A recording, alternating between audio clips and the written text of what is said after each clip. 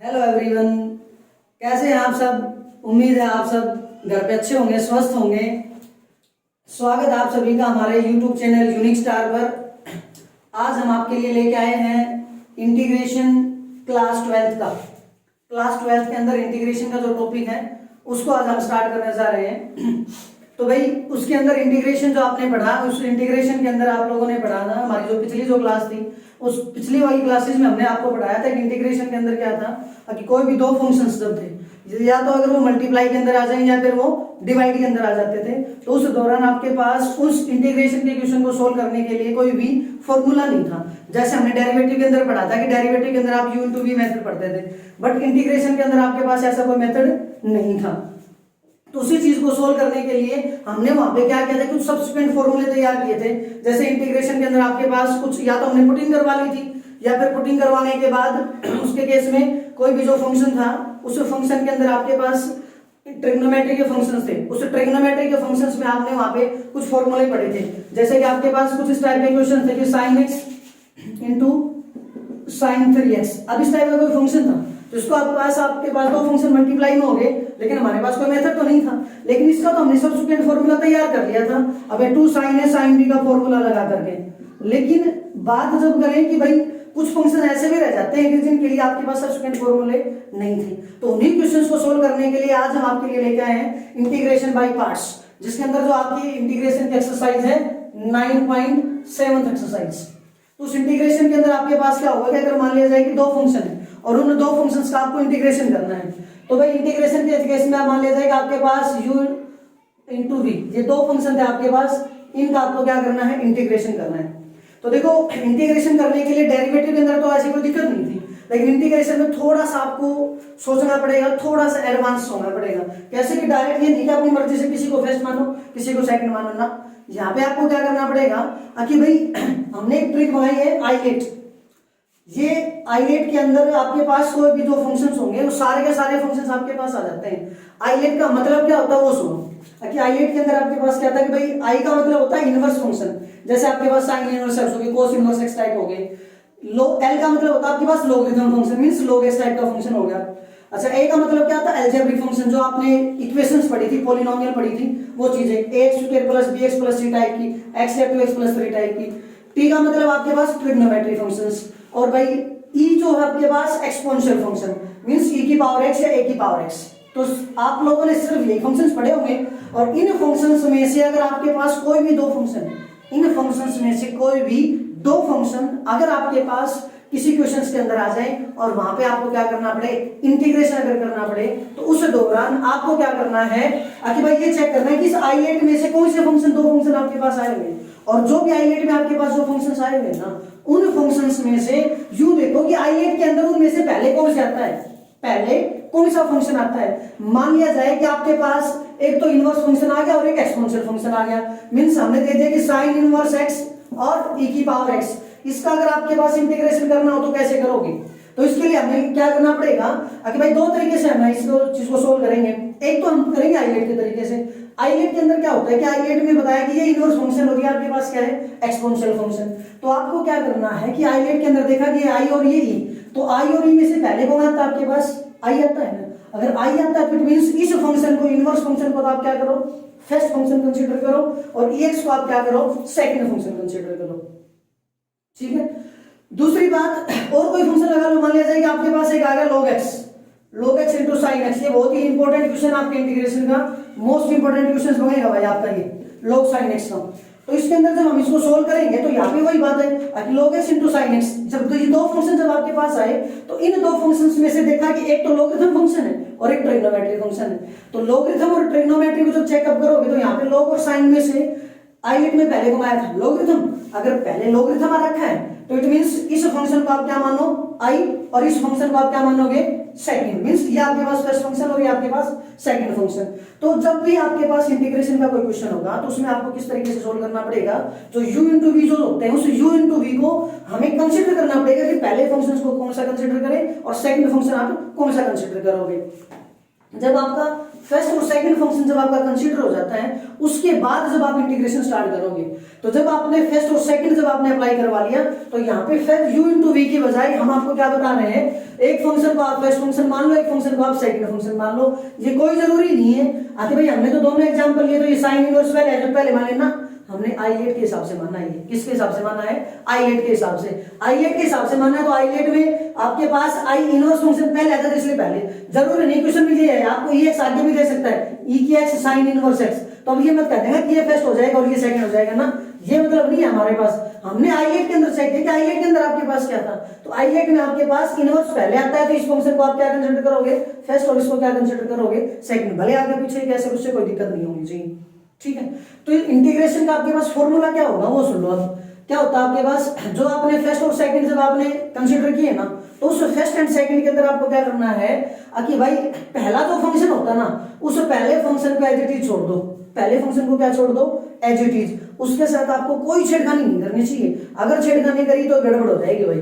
तो क्या करना है आपको? फर्स्ट फंक्शन आपका as it is, second function जो भी है उस सेकंड फंक्शन का आपको क्या करना है? इंटीग्रेशन करना है। क्या करना है? इंटीग्रेशन। तो हमने सेकंड फंक्शन के साथ क्या लगा दिया? इंटीग्रेशन का सिंबल। क्लियर? अब उसके बाद आपके पास माइनस साइन, ये चीज आपको बस फॉर्मूला अच्छे से तैयार होना चाहिए। फर्स्ट फंक्शन आपका क्या होना चाहिए? सेम। सेकंड जो भी फंक्शन है उसके साथ आपको क्या लगाना है? इंटीग्रेशन का सिंबल। फिर फॉर्मूले में अपनी साइड से माइनस लगाना आपने, जो माइनस आएगा उसके बाद इंटीग्रेशन वापस स्टार्ट। इंटीग्रेशन स्टार्ट होने के बाद यहां थोड़ा सा ध्यान से देना, अगर भाई क्या चक्कर आपके पास, जो पहला फंक्शन जो था ना आपके पास, उस पहले फंक्शन का डेरिवेटिव आपको करना है। क्या करना है? पहले फंक्शन का डेरिवेटिव आपको करना है भाई। कुछ ना कुछ फंक्शन आएगा, अच्छा उसके बाद जो सेकंड फंक्शन है उसका वापस से क्या करना है भाई? इंटीग्रेशन करना है। अब यहां तक तो बच्चे कर देते हैं, लेकिन एक गलती कर देते हैं आप, क्या? अगर इसका डेरिवेटिव करके इसका क्या कर दिया? इंटीग्रेशन, और उसको छोड़ करके आ जाते हैं, बोला क्वेश्चन खत्म हो गया ना। अभी आपका क्वेश्चन कंप्लीट नहीं हुआ है, क्योंकि देखो यहां तो आपने इसका इंटीग्रेशन सॉरी डेरिवेटिव कर दिया, यहां इसका क्या कर दिया? इंटीग्रेशन, लेकिन जो दोनों की मल्टीप्लिकेशन आई है ना उसके सामने क्या लिखा हुआ है? इंटीग्रेशन। अब उस इंटीग्रेशन का क्या करोगे? इट मींस अभी आपका इंटीग्रेशन कंप्लीट नहीं हुआ है। अभी आपको क्या करना है कि यहाँ डेरिवेटिव और यहाँ इंटीग्रेशन जो आया था ना, उस डेरिवेटिव और उस इंटीग्रेशन के साथ जो भी फंक्शन बनेंगे ना, उन दोनों फंक्शंस की मल्टीप्लाई करवाओ, और जो भी मल्टीप्लाइड वैल्यू आए ना उस मल्टीप्लाइड वैल्यू का दोबारा से क्या करना? आपको इंटीग्रेशन करना है। तो यहाँ इस पूरे फंक्शन को क्या कर लेंगे? ऐसे ब्रैकेट में बंद, और सारे का क्या कर देंगे? dx। इट मींस इसका क्या हो जाएगा? इंटीग्रेशन हो जाएगा। क्लियर? बोलो क्लियर है ये बात? किसी को कोई दिक्कत?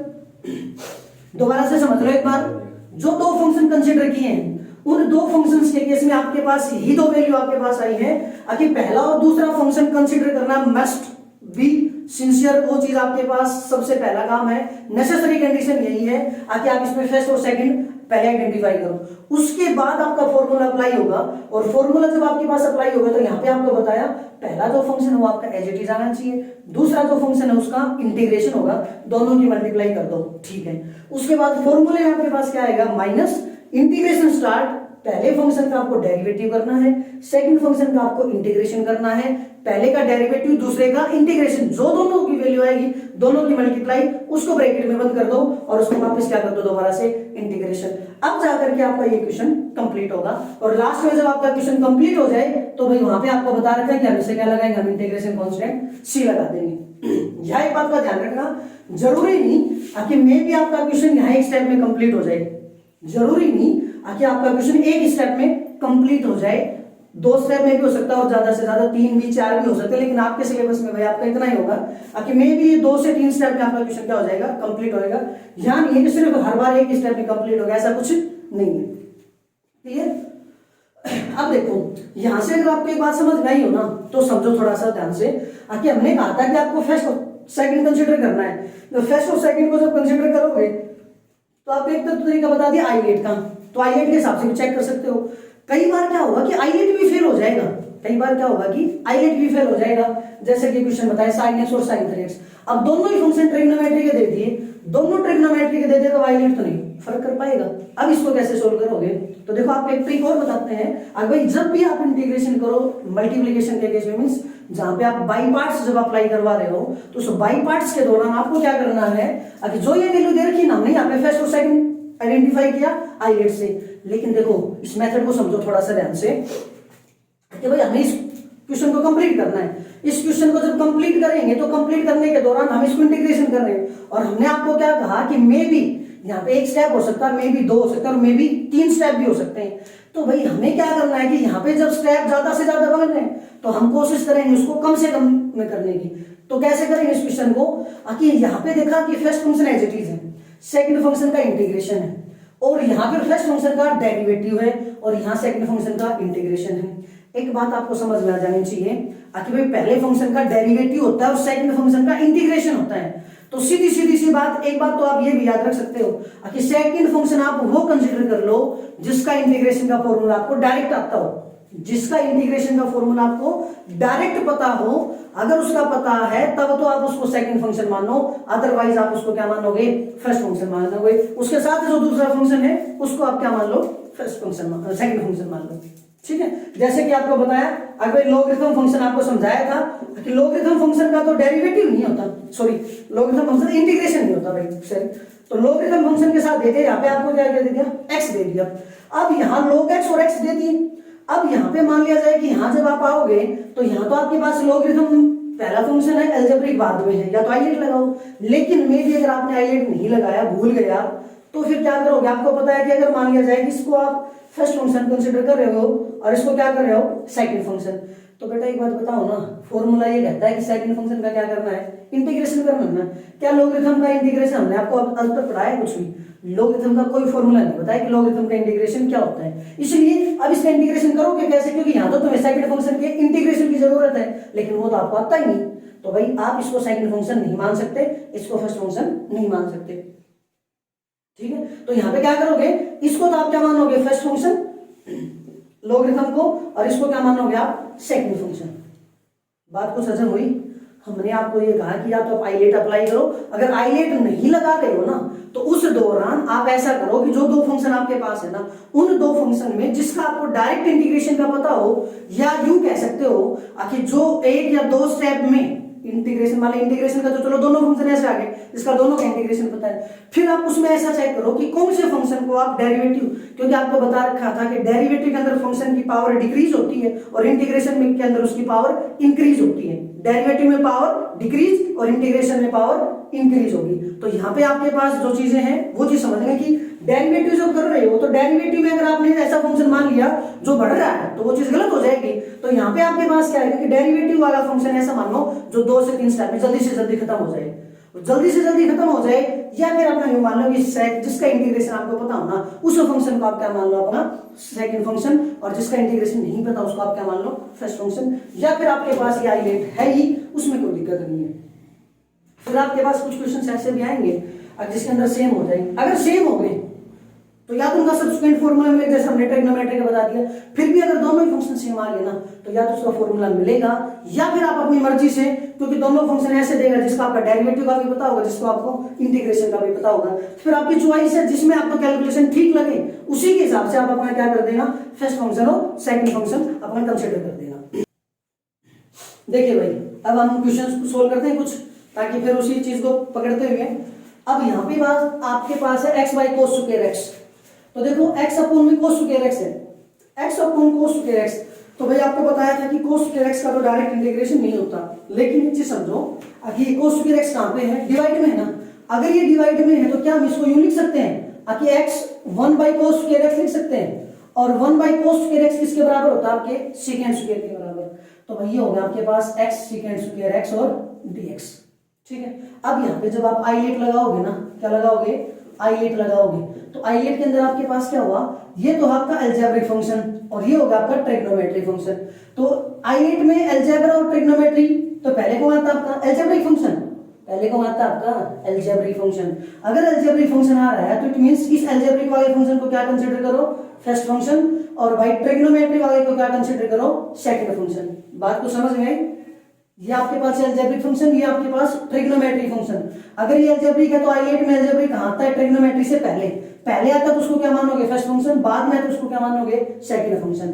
अब आपका फॉर्मूला था, अब फर्स्ट इंटू सेकंड, इसको जब आप इंटीग्रेट करोगे तो इसका इंटीग्रेशन क्या बताया था आपको, फर्स्ट फंक्शन आपका एज इट इज, सेकंड का क्या करना आपको, इंटीग्रेशन। ठीक है।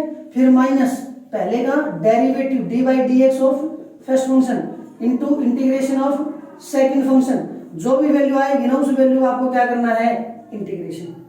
क्लियर बात। अब आ जाइए फॉर्मूला अप्लाई करें। जब फॉर्मूले को जब अप्लाई करोगे तो आपके पास क्या आएगा, पहला फंक्शन को आपके पास एक्स को जब आप इंटीग्रेट कर रहे हो तो यहाँ पे आपके पास first function as it is, x आपका क्या हो चाहिए एज इट इज। अब सीकेंड स्क्वायर एक्स का क्या करना है आपको, इंटीग्रेशन। बता रखा है सीकेंड स्क्वायर और कोसेकेंड स्क्वायर दो फंक्शन ऐसे थे जिनका डायरेक्ट स्क्वायर में इंटीग्रेशन था, तो सीकेंड स्क्वायर का इंटीग्रेशन क्या होता है बेटा, tan x। क्लियर यहां तक। उसके बाद माइनस इंटीग्रेशन स्टार्ट, पहले फंक्शन का डेरिवेटिव, तो पहला फंक्शन कौन आपका x का डेरिवेटिव क्या होता है 1, x का डेरिवेटिव कितना होता है बेटा 1, तो इसका डेरिवेटिव कितना आ गया 1 इनटू में सेकंड का इंटीग्रेशन, तो सेकंड फंक्शन कौन आपके पास सेकंड स्क्वायर, उसका क्या करना है इंटीग्रेशन। सेकंड का इंटीग्रेशन अभी आपको बताया था क्या हो जाएगा tan x। क्लियर। अब दोनों की मल्टीप्लाई करनी है उसको, यहां क्वेश्चन खत्म नहीं हुआ है, ये बात आपको जरूर ध्यान करनी है कि यहां दोनों का काम कर दिया कि फर्स्ट का डेरिवेटिव सेकंड का इंटीग्रेशन, इतना काम तो ठीक है। लेकिन अब उसके बाद आपको बताया कि यहां इंटीग्रेशन का सिंबल लगा हुआ था, वो इंटीग्रेशन तो यूज नहीं हुआ है, अब उसको यूज करेंगे क्या कि भाई पहले का डेरिवेटिव दूसरे का इंटीग्रेशन जो आएगा ना, दोनों की मल्टीप्लाई करवा लो, जो मल्टीप्लाइड वैल्यू आएगी ना उसका दोबारा से क्या करना है आपको इंटीग्रेशन करना है, तो यहाँ पे इसका क्या हो जाएगा आपके पास dx। अब ये बचेगा आपके पास tan x की बात याद करो, tan x का इंटीग्रेशन क्या बताया था आपको, दो फॉर्मूले बताए थे tan x में, एक था कोस में और एक था आपके पास सिकेंट में।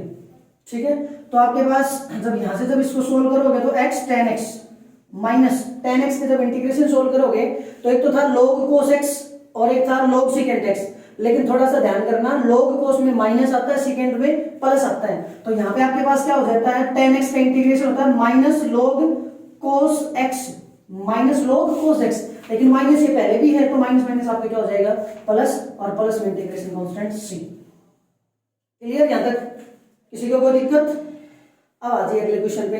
अगले क्वेश्चन पे जब आप आओगे तो अगले क्वेश्चन में क्या आएगा, ये आपके पास है दोनों, यहाँ इसको आइडेंटिफाई करो आइलेट से जब आइडेंटिफाई करोगे तो यहाँ देखो ये आपके पास कौन है एल्जेब्रिक फंक्शन, एल्जेब्रिक फंक्शन का मतलब a, और ये आपके पास कौन है exponential function e, exponential function. अब इसको जब सोल्व करोगे तो वही बात है कि पहले एल्जेब्रिक बाद में एक्सपोनेंशियल, तो इसको क्या कंसीडर करो फर्स्ट फंक्शन, इसको क्या कंसीडर करो सेकंड फंक्शन। फिर वही काम, पहला फंक्शन आपका as it is x plus 1, पहला फंक्शन जब आपके पास एज इट इज, सेकंड का इंटीग्रेशन 2 की पावर x, a की पावर x का इंटीग्रेशन बताया था भाई, क्या होता है a की पावर x का, a की पावर x ये बताए थे एग्जांपल, a की पावर x बड़े ढीठ आदमी है, कुछ नहीं होने वाला इनका, तो कुछ भी नहीं होगा, बड़े बदमाश किस्म के आदमी है।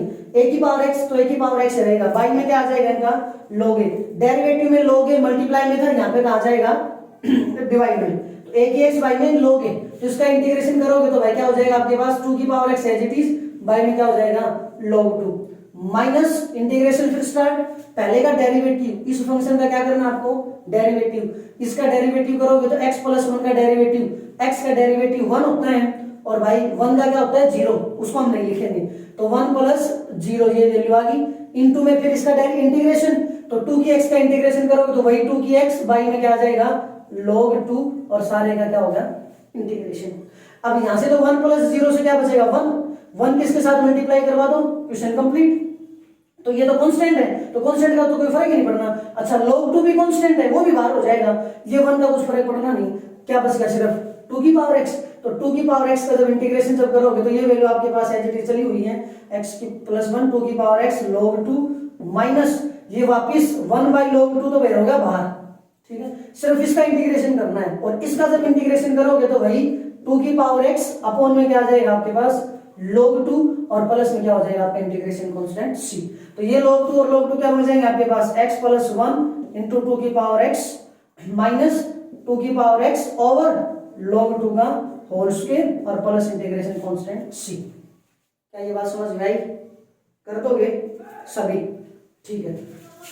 अब आ जाइए भाई आपके पास अगले क्वेश्चन पे, यहां तक दिक्कत किसी को कोई। अब आ जाइए यहाँ पे log 2, अब आ जाइए इस क्वेश्चन पे। इस क्वेश्चन में जब आप आओगे तो यहाँ पे वही काम है कि ये आपका फर्स्ट फंक्शन और ये आपका सेकंड फंक्शन, आइलेट के हिसाब से समझ गए आप सभी, अगर समझ गए तो यहाँ से आ जाइए। अब इसको सोल्व करोगे तो वही काम, पहले का तो as it is first function आपका एज इट इज, सेकंड का इंटीग्रेशन e की पावर x का इंटीग्रेशन बताया था आपको, एक्सपोनेंशियल ढीठ फंक्शन है, अगर ढीठ फंक्शन है तो उसका कुछ नहीं हो गया, डेरिवेटिव भी वही, इंटीग्रेशन भी वही, तो e की पावर 3x का इंटीग्रेशन e की पावर 3x, लेकिन आपको बताया पावर का क्या करना आपको, डेरिवेटिव, पावर का क्या करना आपको, डेरिवेटिव, और भाई डेरिवेटिव कहाँ लिखा जाएगा आपका, डिवाइड में, तो यहाँ तो है 3x का डेरिवेटिव क्या होगा, 3x का डेरिवेटिव कितना होगा, 3, तो 3 को आप कहाँ लिखोगे, डिवाइड में, माइनस इंटीग्रेशन स्टार्ट, पहले का डेरिवेटिव, तो x स्क्वायर का डेरिवेटिव करोगे तो क्या हो जाएगा 2x, इनटू में सेकंड का इंटीग्रेशन है तो e की पावर 3x अपॉन में क्या हो जाएगा 3, कोई दिक्कत नहीं, उसके साथ क्या हो जाएगा आपका dx, क्लियर। अब आ जाइए भाई 2x और ये e की पावर 3x, अब यहाँ ये दोनों क्वेश्चन जब हमने सोल्व किए ना तो देखो आपके एक ही स्टेप में आपके क्वेश्चन कंप्लीट हो गए थे, क्योंकि जब दोनों की मल्टीप्लाई करवा रहे थे तो सिर्फ आपके पास एक ही फंक्शन बचा हुआ था, क्या होता, सिर्फ आपके पास एक ही फंक्शन बचा हुआ था, और एक ही फंक्शन अगर बचा हुआ था तो वहां पे आपके पास क्या हो गया कि भाई आराम से एक स्टेप में कंप्लीट हो गया, लेकिन यहाँ पे आपके पास एक स्टेप में कंप्लीट नहीं होने वाला, कितने स्टेप बनेंगे, एक तो कंप्लीट हो ही चुका, अब अगले में आपके पास इंटीग्रेशन दोबारा से, ये 2 और 3 तो दोनों कांस्टेंट हैं, तो 2 और 3 तो रह जाएंगे बाहर, यहाँ x को क्या मानो फर्स्ट फंक्शन, इसको क्या मानो सेकंड फंक्शन, क्लियर। तो ये क्या आ गया आपके पास x स्क्वायर e की पावर 3x अपॉन में 3 माइनस 2/3 तो हो गया बाहर, ठीक है। अब वापस इस पे आइलेट फिर अप्लाई किया हमने, तो वही फर्स्ट इंटू सेकंड, फर्स्ट का derivative first as it is, तो भाई x आपके पास एज इट इज, सेकंड का इंटीग्रेशन करोगे e की पावर 3x अपॉन में क्या आ जाएगा 3, कोई दिक्कत। फिर यहाँ फॉर्मूले में क्या आता है, माइनस आता है, माइनस बाहर भी है इसलिए माइनस माइनस क्या हो जाएगा प्लस, उसके बाद ये कांस्टेंट 2/3 बाहर थे तो 2/3 एज इट इज, फिर इंटीग्रेशन स्टार्ट, पहले का तो डेरिवेटिव x का डेरिवेटिव 1 हो गया, इसका इंटीग्रेशन करेंगे तो e की पावर 3x अपॉन में 3x अपॉन में 3 और सारे का क्या हो जाएगा इंटीग्रेशन। अब ये चीज तो आपके पास सेम चली हुई है, x स्क्वायर e की पावर 3x बाई में क्या हो जाएगा 3 माइनस ये हो जाएगा आपके पास 2/9 x e की पावर 3x प्लस ये 2/9 तो पहले हो गया, ठीक है। अब यहां से आज e की पावर 3x फिर बच गया, e की पावर 3x अगर फिर से बचा तो भाई प्लस में क्या आ जाएगा e की पावर 3x का इंटीग्रेशन, तो e की पावर 3x का इंटीग्रेशन e की पावर 3x अपॉन में क्या आ जाएगा 3 और प्लस में इंटीग्रेशन कांस्टेंट c। क्या ये बात क्लियर हुई? कोई भी स्टेप अगर नहीं समझ में आया हो तो की ये बात है, समझो एक बार दोबारा से। यहाँ देखो x बचा हुआ था इन क्वेश्चंस में, यहाँ पे क्या बचा हुआ था, सिर्फ एक फंक्शन, सीधा इंटीग्रेशन कर दिया। यहाँ एक फंक्शन बचा था 2x, उसका सीधा इंटीग्रेशन कर दिया। बट यहाँ पे x और e के दोनों ही अलजेब्रिक फंक्शन बचे। अगर दोनों अलजेब्रिक फंक्शन बचे तो भाई आपके पास आपका क्वेश्चन क्या हो गया, कंप्लीट। अगर भाई दोनों क्वेश्चन अगर अलजेब्रिक हुए तो यहाँ से आपको अभी एक स्टेप और चलना पड़ेगा। एक स्टेप और चले तो हमने क्या किया, यहाँ पे x और e की 3x को दो बार वापिस आइलेट लगाया, ये आपका फर्स्ट फंक्शन, ये आपका सेकंड फंक्शन, और इसको आपने यहाँ पे ट्रीट कर दिया। ये आपके पास एज इट इज, इसका इंटीग्रेशन माइनस, बाहर भी माइनस था तो फिर माइनस माइनस क्या होगा प्लस, 2/3 बाहर ये हो गया, x का डेरिवेटिव 1, e की 3x का इंटीग्रेशन e की 3x/3, ये आपके पास कंप्लीट होगा। यहाँ से इसका क्वेश्चन कंप्लीट, कोई दिक्कत हो जाएगा इतना, ठीक है। अब आपके पास ये देखो भाई, इस क्वेश्चन को समझो थोड़ा सा, बड़ा इंपॉर्टेंट क्वेश्चन है आपके पास, x की क्यूब e की x स्क्वायर और dx, इसका इंटीग्रेशन करना है। अब भाई इस क्वेश्चन को अगर थोड़ा सा समझोगे ना तो देखो आपको बताया था पहले कि भाई x की क्यूब और ex स्क्वायर है, और ex स्क्वायर आपके पास बताया था आपको नॉन इंटीग्रेबल फंक्शन होता है। क्या होता है आपका नॉन इंटीग्रेबल फंक्शन? क्यों?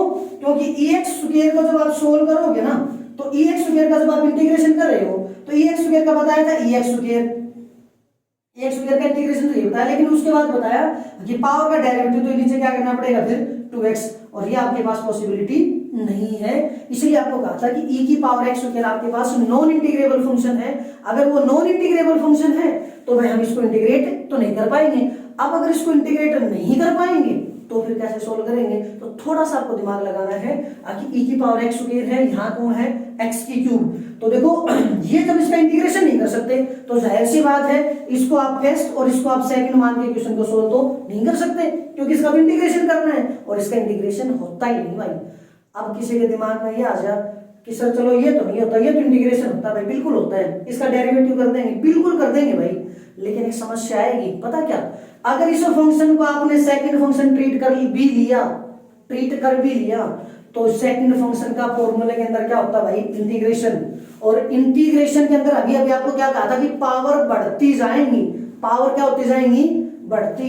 x की पावर 3 इंटीग्रेशन करोगे 4 होगी, फिर करोगे 5 होगी, फिर करोगे 6, कभी खत्म नहीं होगा और कभी खत्म नहीं होगा। क्वेश्चन कैसे खत्म करोगे, ना ये खत्म हो गया होगा ना ये खत्म हो गया होगा, इसका कोई सोल्यूशन नहीं होगा फिर अगर आपने ऐसा किया तो यहाँ पे फिर क्या करना पड़ेगा आपको, छोटा सा ध्यान लगाना पड़ेगा आपको।